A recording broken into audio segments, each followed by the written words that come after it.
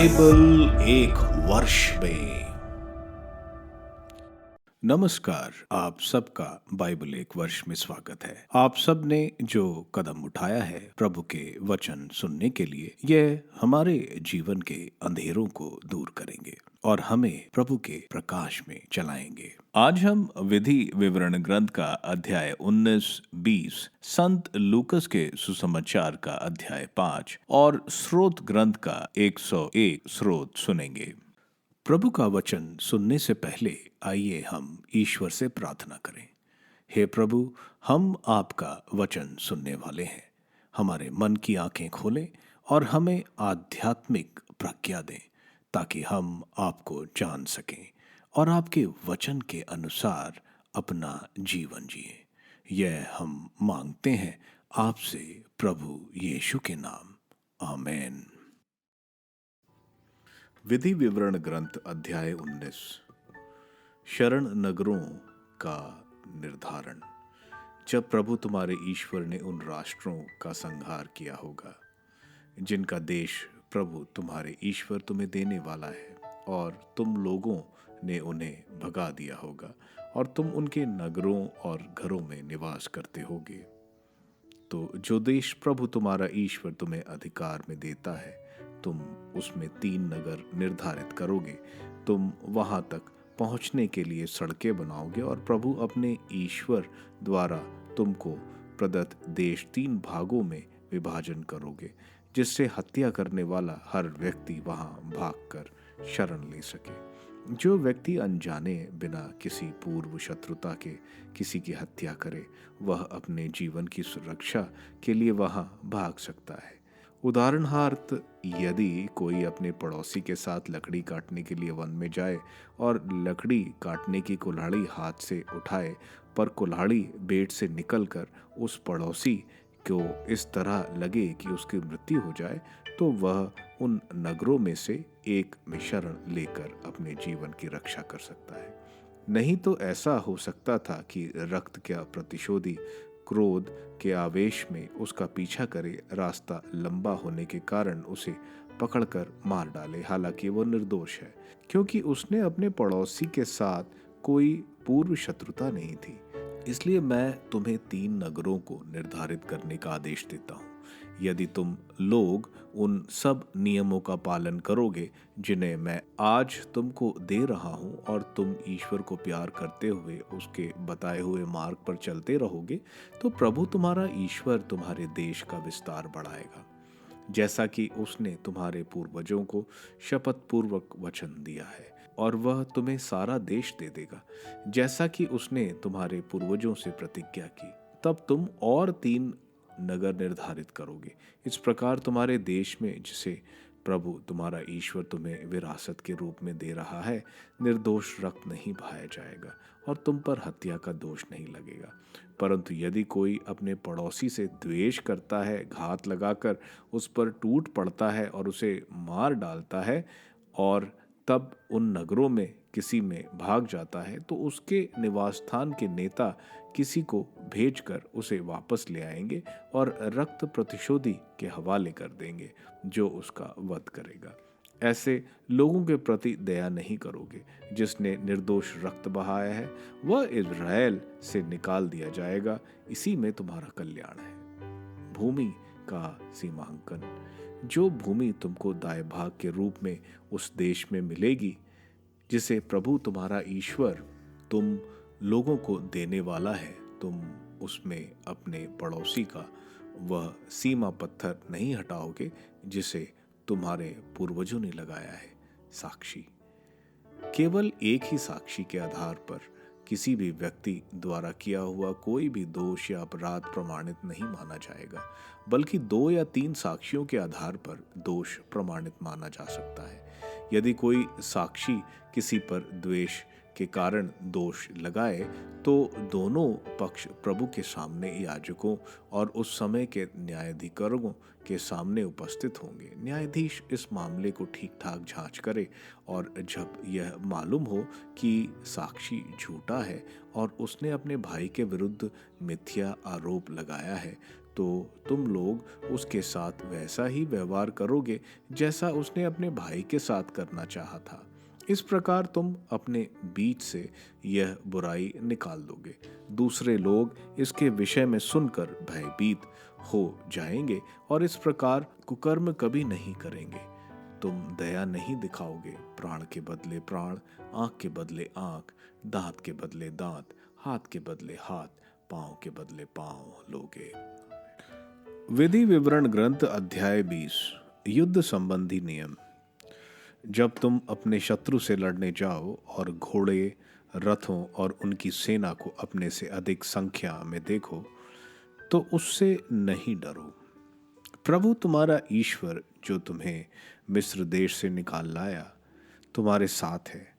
जब तुम आक्रमण प्रारंभ करो तब याजक सामने आए और लोगों को संबोधित करें।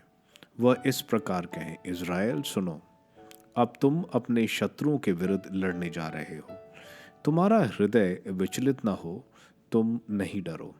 उनके सामने से मत भागो और उनसे ना आतंकित हो, क्योंकि प्रभु तुम्हारा ईश्वर तुम्हारे पक्ष में तुम्हारे शत्रुओं के विरुद्ध लड़ेगा, वही तुम्हें विजय देगा। इसके बाद सचिव सैनिकों से यह कहें, यदि कोई ऐसा हो जिसने नया घर बनाया हो और अब तक गृह प्रवेश न किया हो तो वह घर लौट जाए। कहीं ऐसा ना हो कि वह लड़ाई में मारा जाए और तब कोई दूसरा उसमें प्रवेश कर बस जाए। यदि कोई ऐसा हो जिसने अंगूर का बाग लगाया हो किंतु उसके फल नहीं खाए हो तो वह भी घर लौट जाए। कहीं ऐसा ना हो कि वह लड़ाई में मारा जाए और कोई दूसरा उसके प्रथम फल खा ले। यदि कोई ऐसा हो जिसकी किसी कन्या से सगाई हो चुकी हो किंतु उसने उससे विवाह नहीं किया हो तो वह अपने घर लौट जाए। कहीं ऐसा ना हो कि वह लड़ाई में मारा जाए और कोई दूसरा उससे विवाह कर ले। इसके सिवा सचिव ये कहें, यदि कोई ऐसा हो जो भयभीत हो रहा हो और जिसका हृदय कांप रहा हो तो वह अपने घर लौट जा सकता है, जिससे वह अपने भाइयों को निरुत्साह ना कर दे। जब सचिव सैनिकों को ये सब बातें सुना चुके तब वे विभिन्न टोलियों के सेनाध्यक्षों नियुक्त करेंगे। यदि तुम किसी नगर पर आक्रमण करने के लिए उसके समीप आ जाओ तो उसके सामने पहले संधि का प्रस्ताव करो। यदि नगरवासी शांति से संधि कर ले और अपने नगर के द्वार खोल दे तो उसके सब लोगों को बगैर में लगाया जाएगा और वे तुम्हारे लिए काम करेंगे। लेकिन यदि वे तुम्हारे साथ संधि नहीं करें और युद्ध का उपक्रम करें तो तुम उस नगर को घेर लो। यदि प्रभु तुम्हारा ईश्वर उसे तुम्हारे हवाले करे तो उसका प्रत्येक पुरुष तलवार के घाट उतार दिया जाए। स्त्रियां, बच्चे, पशु और जो कुछ उस नगर में है वह सब तुम अपने अधिकार में कर लो और अपने शत्रुओं से लुटे हुए माल का उपभोग करो। ऐसा तुम उन सब नगरों के साथ करोगे जो तुमसे दूर हैं और जो यहाँ के राष्ट्रों के नहीं हैं, परंतु उन राष्ट्रों के नगरों में जिन्हें प्रभु तुम्हारा ईश्वर तुम्हें दाएं भाग के रूप में दे रहा है, किसी भी प्राणी को जीवित नहीं छोड़ोगे। तुम हित्तियों, अमोरियों, कनानियों, पराजियों, हिवियों और अबीसियों का पूर्ण संहार करोगे, जैसा कि प्रभु तुम्हारे ईश्वर ने तुम्हें आदेश दिया है। कहीं ऐसा ना हो कि वे तुम्हें वे सब घृणित कर्म सिखाएं जिन्हें वे अपने देवताओं की सेवा के लिए करते हैं और इस प्रकार तुम भी प्रभु अपने ईश्वर के विरुद्ध पाप करने लगो। यदि किसी नगर को अधिकार में करने के लिए तुम्हें लंबे समय तक उसका घेरा डालना पड़े तो उसके आसपास के वृक्षों को कुल्हाड़ी से काटकर नष्ट नहीं करोगे। तुम उनके फल खा सकते हो किंतु उन्हें नहीं काट सकते हो। मैदान के वृक्ष मनुष्य तो नहीं है कि तुम उनकी भी घेराबंदी करो, लेकिन जिन वृक्षों के संबंध में तुम्हें पता चले कि उनके फल खाने योग्य नहीं है, उन्हें यदि चाहो तो काट सकते हो। तुम नगर की घेराबंदी में उनका उपभोग करने के लिए उन्हें तब तक काट सकते हो जब तक वह नगर जिससे तुम युद्ध करते हो तुम्हारे अधीन न हो जाए। संत लूकस का अध्याय 5। मछुओं का बुलावा। एक दिन ईसा गेनेसरेत की झील के पास थे। लोग ईश्वर का वचन सुनने के लिए उन पर गिरे पड़ते थे। उस समय उन्होंने झील के किनारे लगी 2 नावों को देखा। मछुए उन पर से उतरकर जाल धो रहे थे। ईसा ने सिमोन की नाव पर सवार होकर उसे किनारे से कुछ दूर ले चलने के लिए कहा। उसके बाद वे नाव पर बैठे हुए जनता को शिक्षा देते रहे। उपदेश समाप्त करने के बाद उन्होंने सिमोन से कहा, नाव गहरे पानी में ले चलो और मछलियां पकड़ने के लिए अपने जाल डालो। सिमोन ने उत्तर दिया, गुरुवर, रात भर मेहनत करने पर भी हम कुछ नहीं पकड़ सके, परंतु आपके कहने पर मैं जाल डालूंगा। ऐसा करने पर बहुत अधिक मछलियां फंस गईं और उनका जाल फटने को हो गया। उन्होंने दूसरी नाव के अपने साथियों को इशारा किया कि आकर हमारी मदद करें। वे आए और उन्होंने दोनों नावों को मछलियों से इतना भर लिया कि नावें डूबने को हो गईं। यह देखकर सिमोन ने ईसा के चरणों पर गिरकर कहा, प्रभु, मेरे पास से चले जाइए, मैं तो पापी मनुष्य हूँ। जाल में मछलियों के फंसने के कारण वह और उसके साथी विस्मित हो गए। यही दशा याकूब और योहन की भी हुई। ये जेबेदी के पुत्र और सिमोन के साझेदार थे। ईसा ने सिमोन से कहा, डरो मत, अब से तुम मनुष्यों को पकड़ा करोगे। वे नावों को किनारे लगाकर और सब कुछ छोड़कर ईसा के पीछे हो लिए।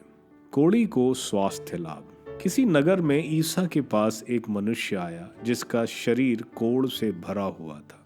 वह ईसा को देखकर मुंह के बल गिर पड़ा और विनय करते हुए यह बोला, प्रभु, आप चाहें तो मुझे शुद्ध कर सकते हैं। ईसा ने हाथ बढ़ाकर यह कहते हुए उसका स्पर्श किया, मैं यही चाहता हूं, शुद्ध हो जाओ। उसी क्षण उसका कोढ़ दूर हो गया। ईसा ने उसे किसी से कुछ ना कहने का आदेश दिया और कहा, जाकर अपने को याजक को दिखाओ और अपने शुद्धिकरण के लिए मूसा द्वारा निर्धारित भेंट चढ़ाओ, जिससे तुम्हारा स्वास्थ्य लाभ प्रमाणित हो जाए। ईसा की ख्याति बढ़ रही थी। भीड़ की भीड़ उनका उपदेश सुनने और अपने रोगों से छुटकारा पाने के लिए उनके पास आती थी, और वे अलग जाकर एकांत स्थानों में प्रार्थना किया करते थे। अर्धांग रोगी। ईसा किसी दिन शिक्षा दे रहे थे। फरीसी और शास्त्री पास ही बैठे हुए थे। वह गलीलिया तथा यहूदियों के हर एक गांव से और यरूशलेम से भी आए थे। प्रभु के सामर्थ्य से प्रेरित होकर ईसा लोगों को चंगा करते थे। उसी समय कुछ लोग खाट पर पड़े हुए अधर्ंग रोगी को ले आए। वे उसे अंदर ले जाकर ईसा के सामने रख देना चाहते थे। भीड़ के कारण अधर्ंग रोगी को भीतर ले जाने का कोई उपाय ना देखकर वे छत पर चढ़ गए और उन्होंने कपड़े हटाकर खाट के साथ अर्धांग रोगी को लोगों के बीच में ईसा के सामने उतार दिया। उनका विश्वास देखकर ईसा ने कहा, भाई, तुम्हारे पाप क्षमा हो गए हैं। इस पर शास्त्री और फरीसी सोचने लगे, ईश निंदा करने वाला यह कौन है? ईश्वर के सिवा कौन पाप क्षमा कर सकता है? उनके यह विचार जानकर ईसा ने उनसे कहा, मन ही मन क्या सोच रहे हो? अधिक सहज क्या है, यह कहना तुम्हारे पाप क्षमा हो गए हैं, अथवा यह कहना उठो और चलो फिरो? परंतु इसलिए कि तुम यह जान लो कि मानव पुत्र को पृथ्वी पर पाप क्षमा करने का अधिकार है, वह अर्धांग रोगी से बोले, मैं तुमसे कहता हूँ, उठो और अपनी खाट उठाकर घर जाओ। उसी क्षण वह सबके सामने उठ खड़ा हुआ और अपनी खाट उठाकर ईश्वर की स्तुति करते हुए अपने घर चला गया। सब के सब विस्मित होकर ईश्वर की स्तुति करते रहे। उन पर भय छा गया और वे कहते थे, आज हमने अद्भुत कार्य देखे हैं। लेवी का बुलावा। इसके बाद ईसा बाहर निकले। उन्होंने लेवी नामक नाकेदार को चुंगी घर में बैठा हुआ देखा और उससे कहा, मेरे पीछे चले आओ। वह उठ खड़ा हुआ और अपना सब कुछ छोड़ कर ईसा के पीछे हो लिया। लेवी ने अपने यहाँ ईसा के सम्मान में एक बड़ा भोज दिया। नाकेदार और अतिथि बड़ी संख्या में उनके साथ भोजन पर बैठे। फरीसी और शास्त्री बुनबुनाते और उनके शिष्यों से यह कहते थे, तुम लोग नाकेदारों और पापियों के साथ क्यों खाते पीते हो? ईसा ने उन्हें उत्तर दिया, निरोगियों को नहीं, रोगियों को वैद्य की जरूरत होती है। मैं धर्मियों को नहीं, पापियों को पश्चाताप के लिए बुलाने आया हूँ। उपवास का प्रश्न। उन्होंने ईसा से कहा, यूहन्ना के शिष्य बराबर उपवास करते हैं और प्रार्थना में लगे रहते हैं, और फरीसियों के शिष्य भी ऐसा ही करते हैं, किंतु आपके शिष्य खाते पीते हैं। ईसा ने उनसे कहा, जब तक दुल्हा उनके साथ है, क्या तुम बारातियों से उपवास करा सकते हो? किंतु वे दिन आएंगे जब दुल्हा उनसे बिछुड़ जाएगा, उन दिनों वे उपवास करेंगे। ईसा ने उन्हें यह दृष्टांत भी सुनाया, कोई नया कपड़ा फाड़कर पुराने कपड़े में पैबंद नहीं लगाता, नहीं तो वो नया कपड़ा फाड़ेगा और नए कपड़े का पैबंद पुराने कपड़े के साथ मेल भी नहीं खाएगा। और कोई पुरानी मशाकों में नई अंगूरी नहीं भरता, नहीं तो नई अंगूरी पुरानी मशाकों को फाड़ देगी, अंगूरी बह जाएगी और मशाकें भी बर्बाद हो जाएंगी।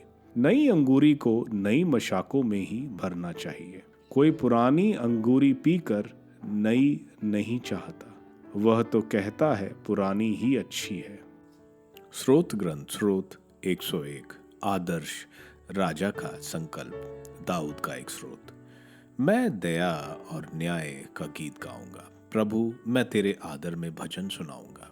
मैंने सन्मार्ग पर चलने की ठानी है, तू कब मेरे पास आएगा? मैं अपने घर के आंगन में शुद्ध हृदय से जीवन बिताऊंगा। मैं अपनी आंखों के सामने कोई भी बुराई सहन नहीं करूंगा।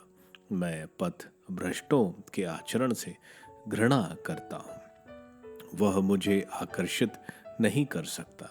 मैं अपने को कुटिलता से दूर रखूंगा। मैं बुराई की उपेक्षा करूंगा। जो छुपकर अपने पड़ोसी की निंदा करता है, मैं उसे चुप रहने के लिए विवश करूंगा। जो इटलाता और घमंड करता है, मैं उसे अपने पास नहीं रहने दूंगा। मेरी कृपा दृष्टि देश भक्तों पर बनी रहती है, वे मेरे आसपास निवास करें। जो सन्मार्ग पर चलता है वही मेरा सेवक हो सकता है। जो छल कपट करता है वह मेरे यहाँ नहीं रह पाएगा।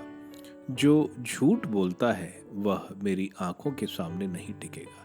मैं प्रतिदिन प्रातः देश के सब दुष्टों को चुप करूंगा। मैं प्रभु के नगर से सब कुकर्मियों को निकाल दूंगा।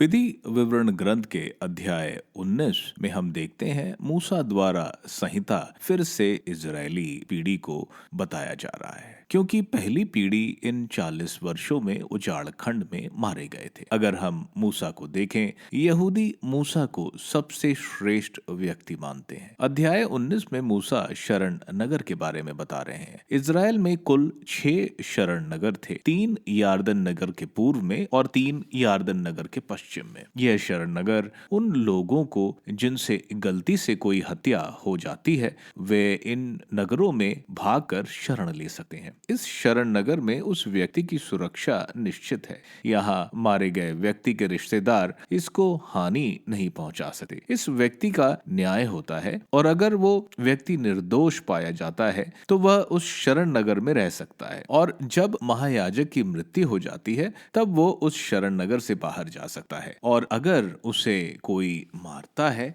उसे हत्यारा घोषित किया जाता है। इसी तरह अगर जिसने शरण ली है वो अपराधी है तो उसे उसके मृतक के रिश्तेदारों के हवाले किया जाता है और मौत दी जाती है। प्रभु यीशु हमारे शरण है और वो हमारे महान याजक भी हैं, जिनकी क्रूस पर मृत्यु ने हमें पापों से मुक्त किया और अनंत जीवन दिया। आगे हम देखते हैं कि उस जमाने में सीमा पत्थर के होते थे और इसे हटाना बड़ा पाप था। यह 10वें नियम का उल्लंघन था। आगे हम गवाह को देखते हैं। कोई भी नियम के खिलाफ काम करता तो उसको सजा दिलाने के लिए 2 गवाह होने चाहिए। अगर गवाह झूठी गवाही देता है तो उसको जो अभियुक्त था उसी की सजा उसे भी दी जाती है। अध्याय 20 में युद्ध के बारे में बताया जा रहा है। उस समय जो विकसित सेनाएं होती थीं, उनके पास रथ होते थे। ये रथ आज के जमाने के टैंक जैसे होते थे, जिस पर सेना को बहुत विश्वास होता था। इजरायली सेना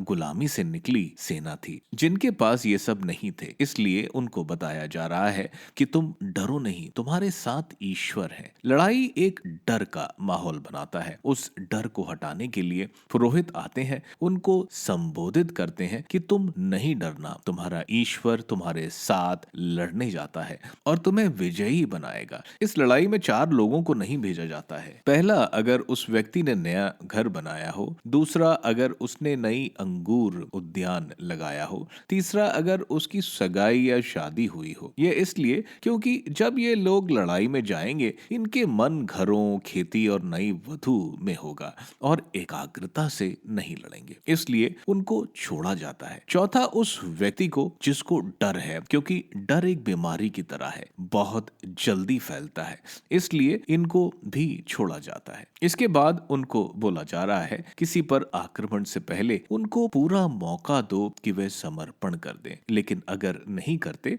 तो सारे पुरुषों को मार डालो, बाकी बचे औरतों और जानवरों को अपने लिए ले लो। लेकिन जो शहर हैं जिनको ईश्वर तुमको देंगे, उन शहर और जगहों से तुम सबको मार दोगे, क्योंकि उन लोगों के पाप घृणित थे। वे अपने बच्चों की बलि मोलेक देवता को करते। यह घृणित लोग अगर उनके बीच रहेंगे तो उनको भी दूषित करेंगे। आगे बोला जा रहा है, जो भी फल पैदा करने वाले पेड़ हैं उनको बचा कर रखो, उनको नहीं काटो। जब तुम किसी शहर को कब्जे में लेते हो, लेकिन दूसरे पेड़ों को तुम अपने कामकाज मोर्चा बंदी में इस्तेमाल कर सकते हो। संत लूकस के सुसमाचार के अध्याय 5 में हम देखते हैं, प्रभु गेनेसरेत के झील के किनारे ईश्वर का वचन सुना रहे हैं। ईश्वर का वचन सुनना हमारा पहला कदम है ईश्वर की तरफ बढ़ने का। गेनेसरेत या टाइबेरियस या गलीली का समुद्र, ये सब एक ही है। शिक्षा देने के बाद प्रभु सिमोन या साइमन पीटर को कहते हैं कि नाव को थोड़े गहरे पानी में ले जाने को। सिमोन पूरी रात मछली पकड़ने गहरे समुद्र में था, लेकिन उसे कुछ नहीं मिला। फिर भी वह प्रभु के आज्ञा अनुसार जाल डालता है। वहां चमत्कार होता है, इतनी मछली मिलती है, उसको दोनों नावों में डालते हैं और दोनों नाव जैसे डूबने को हो। सिमोन प्रभु को प्रभु कहकर संबोधित करता है, क्योंकि वो उनके पवित्रता के सामने अपने पापों की वजह से हीन समझता है। प्रभु इन्हीं लोगों को जो अपने पापों को पहचानते हैं उनको बचाने आए। यहाँ पर योहन और याकूब, उनका भी यही मनोभाव था। प्रभु यीशु उनको बोलते हैं, डरो नहीं, तुम अब से मनुष्यों को पकड़ोगे। उनका मिशन लोगों को नए जीवन की तरफ ले जाना था। आगे हम देखते हैं, एक कोढ़ी जिसको इजराइल समाज अशुद्ध मानता है, जिसके नजदीक कोई नहीं जाता, वह प्रभु के पास दौड़कर मुंह के बल गिरता है और वो भी प्रभु को प्रभु कहकर संबोधित करता है। पूरे विश्वास के साथ वो कहता है, प्रभु अगर आप चाहें तो मुझे शुद्ध कर सकते हैं। प्रभु यहाँ उसको सिर्फ वचन से नहीं चंगा करते, बल्कि वो इस कोढ़ी का स्पर्श करते हैं और वो कोढ़ी चंगा हो जाता है। उनके स्पर्श से प्रभु अशुद्ध नहीं होते, बल्कि कोढ़ी शुद्ध और चंगा हो जाता है। प्रभु उसको बोलते हैं, जाकर पुरोहित को दिखाओ और मूसा द्वारा बताया गया भेंट चढ़ाओ, जैसे लेवी ग्रंथ के अध्याय 14 वचन 1 से 20 में लिखा है। आगे हम देखते हैं, प्रभु की ख्याति बढ़ती जाती है। वे भीड़ से दूर एकांत स्थान पर प्रार्थना करते थे। प्रभु एक नमूना पेश करते हैं अपने शिष्यों को कि वे भी प्रार्थना का महत्व समझें और प्रार्थना में समय बिताएं। आगे हम देखते हैं, प्रभु को सुनने बहुत दूर दूर से लोग आए थे और कुछ फरीसी भी आए कि वहां क्या हो रहा है। फरीसी कट्टर संहिता का पालन करने वाले लोग हैं। यहाँ हम देखते हैं कुछ लोग एक लकवे ग्रस्त आदमी को चारपाई पर डालकर लाए। जब भीड़ की वजह से वह प्रभु के पास नहीं जा पा रहे थे तो वे छत पर चढ़कर उसको चारपाई सहित छत से नीचे रस्सी से उतारते हैं। प्रभु उनके विश्वास को देखकर कहते हैं, तुम्हारे पाप क्षमा हो गए। विश्वास उस मनुष्य के दोस्तों का जो उसे लकवे की इस हालत में लेकर आए। इसलिए हमें दूसरों की जरूरतों के लिए ईश्वर से मध्यस्थता करनी चाहिए। यह सुनकर फरीसी सोचते हैं कि प्रभु ईश निंदा कर रहे हैं, क्योंकि सिर्फ ईश्वर ही पाप क्षमा कर सकते हैं। प्रभु को उनके विचार मालूम थे, इसलिए प्रभु बोलते हैं कि मानव पुत्र को पाप क्षमा और चंगाई दोनों करने का अधिकार है। प्रभु यहाँ अपने आप को मानव पुत्र कहते हैं। मानव पुत्र यानी डैनियल के ग्रंथ में अध्याय 7 वचन 13 से 14 में हम देखते हैं मानव पुत्र बादलों में आते हैं। बादल में ईश्वर ही आते हैं। मानव पुत्र को ही पिता परमेश्वर उनको शासन का अधिकार, महिमा और राज्य प्रदान करते हैं। प्रभु उसको कहते हैं, उठो, अपना बिस्तर उठाओ और अपने घर जाओ। चमत्कार होता है, वो लकवा वाला आदमी खड़ा होता है और ईश्वर की स्तुति करता हुआ अपने घर चला जाता है। आगे हम देखते हैं प्रभु लेवी को बुलाते हैं। लेवी पुरोहित परिवार से होते हैं, लेकिन यह लेवी पुरोहित बनने के बजाय चुंगी अधिकारी बन गया था। चुंगी अधिकारी मुख्य चुंगी अधिकारी के एजेंट होते हैं। वे चुंगी हेरोड एंटिपस के लिए इकट्ठा करते थे, जो कि रोमन साम्राज्य और मंदिर के लिए चुंगी भी इकट्ठा करते थे। चुंगी तकरीबन एक आदमी की 1/3 आमदनी के बराबर होती थी। इतनी भारी चुंगी के कारण लोग इनसे घृणा करते थे। हम देखते हैं लेवी जो संतमती है, प्रभु के बुलावे पर सब छोड़कर प्रभु के पीछे चल जाते हैं। लेवी आगे हम देखते हैं कि एक दावत देते हैं जिसमें चुंगी अधिकारी और अन्य लोगों जिनको इजरायली पापी मानते हैं, फरीसी प्रभु के शिष्यों को बोलते हैं, तुम्हारे गुरु पापियों के साथ क्यों खाते हैं? इस पर प्रभु बोलते हैं, बीमारों को ही चिकित्सक की जरूरत है। यानी चुंगी अधिकारी और बाकी पापी लोग बीमार हैं और प्रभु उनको ठीक करेंगे। प्रभु कहते हैं, मैं धर्मियों को नहीं पापियों को बुलाने आया हूँ। आगे हम देखते हैं फरीसी पूछते हैं कि आपके शिष्य उपवास क्यों नहीं रखते? उपवास, माफी और आत्मिक पश्चाताप, प्रभु इसको मना नहीं करते हैं। प्रभु यहाँ कह रहे हैं जब उनके बीच ईश्वर है तो उनको उपवास करने की क्या जरूरत है। इसके बाद प्रभु बोल रहे हैं, कोई भी नई अंगूरी पुरानी मशाकों में नहीं रखता, क्योंकि नई अंगूरी के खमीरी के खिंचाव से मशाक फट जाते हैं। प्रभु कह रहे हैं नए विधान पुराने विधान को संपूर्णता में ले जाता है। नया विधान दिव्य कृपा से भरा है। प्रभु आगे बोलते हैं जो पुराने विधान में है वो नया विधान अपनाना नहीं चाहते, और जो ईश्वर उनको देना चाहते हैं, जो ईश्वर ने यिर्मयाह के ग्रंथ अध्याय 31 वचन 31 से 32 में नए विधान के बारे में बताया है, जो ये स्वीकार नहीं करना चाहते। स्रोत ग्रंथ का 101 स्रोत एक शाही स्रोत है जिसमें दाऊद वंश राजा। आप सबको धन्यवाद ईश्वर के वचन सुनने के लिए। मैं आपसे विनती करता हूं कि आप बाइबल एक वर्ष में को दूसरों के साथ शेयर करें, क्योंकि प्रभु का वचन स्वयं प्रभु यीशु है। प्रभु को दूसरों को देने वालों को प्रभु की आशीष जरूर मिलेगी। मैं आप सबका बड़ी बेसब्री से कल इंतजार करूंगा। धन्यवाद।